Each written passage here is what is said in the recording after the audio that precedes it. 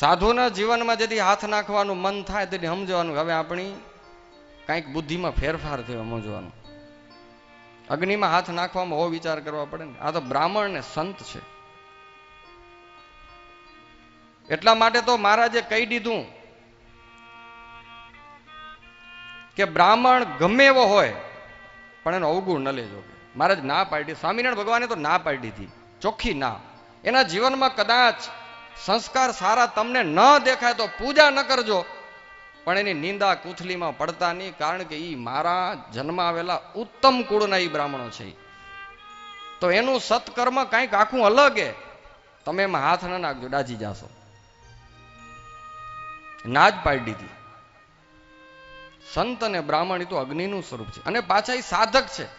કદાચ એના સ્વભાવ કુટેવો કંઈક પડીએ ને એ ધારશે તો એ ક્ષણવારમાં બધું કાઢીએ કે એવા સમર્થે પાછા.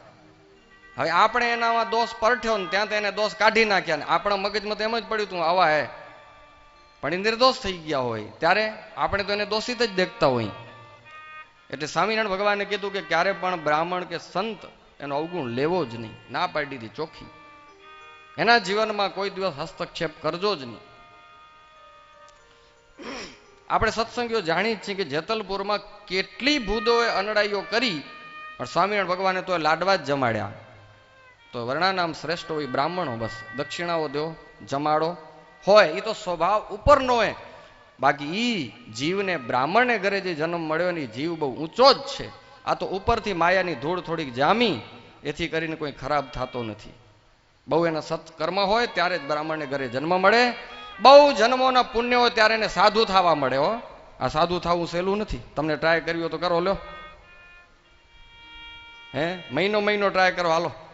જિંદગી નહીં, પરસો વર્ષે તઈને અનેક જન્મની બેલેન્સ હોય ત્યારે અહીંયા પગ મૂકવાનું મન થાય.